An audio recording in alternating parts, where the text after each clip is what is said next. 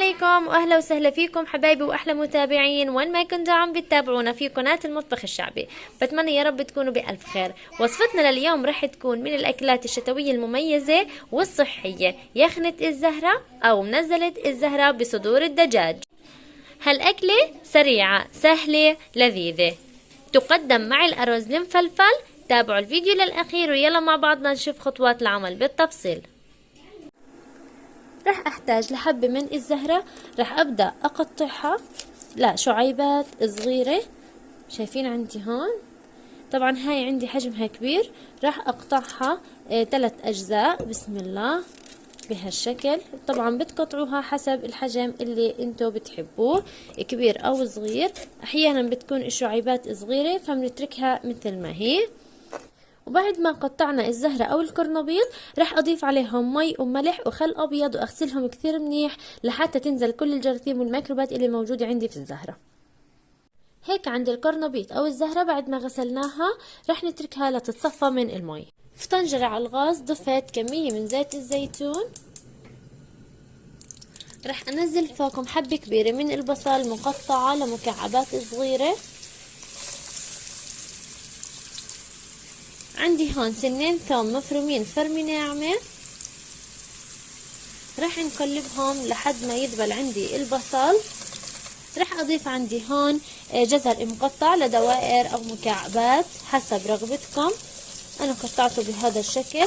رح اقلبهم مدة دقيقتين. عندي هون بعد ما قليتهم منيح رح انزل صدور الدجاج المقطعة لمكعبات. بسم الله. وهون لكم حرية اختيار اي نوع لحمة انتو بترغبوا فيه. رح اقلبهم ليتغير عندي لون اللحمة. رح اضيف عندي هون معلقة كبيرة من بودرة مرق الدجاج وبالاضافة لملح حسب الرغبة. رح انزل ايضا عندي البهارات، نص معلقة صغيرة من الكمون، نص معلقة صغيرة من البهار المشكل، نص معلقة صغيرة من الكاري، ونص معلقة صغيرة من البابريكا الحلوة.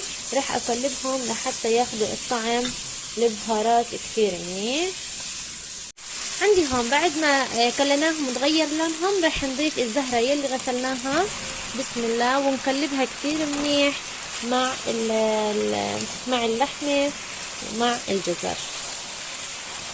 رح نتركها دقيقتين ل3 دقائق لحتى تاخد نكهة البهارات. رح نضيف المية المغلية. بسم الله. طبعا هون هاي الخطوة اذا متوفر عندكم مرق دجاج بامكانكم تضيفوا، مرق لحمة ايضا بامكانكم تضيفوا، ولكن اذا مش متوفر بتضيفوا معلقة كبيرة من بودرة مرق الدجاج. هيك عندي كمية المي ممتازة. راح طبعا اخليهم على العالي في البداية لحد ما يغلوا عندي، وبعد الغليان بوطي عليهم الغاز وبغطيهم وبتركهم لحد ما تستوي عندي الخضار. هيك عندي الخضار استوت.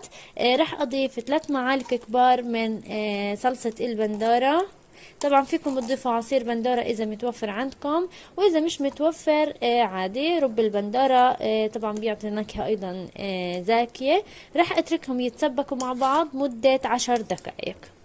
وهيك بعد ما تسبكوا اخذوا اللون الحلو رح نطفي عليهم الغاز ونشوف مع بعض مرحلة التقديم.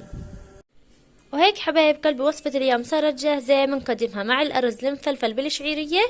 بتمنى تكون هالوصفة عجبتكم. إذا عجبكم الفيديو لا تنسوا من اللايك والاشتراك للقناة وتفعيل جرس التنبيهات ليصلكم كل جديد. دمتم بخير وشكرا لكم لحسن المتابعة.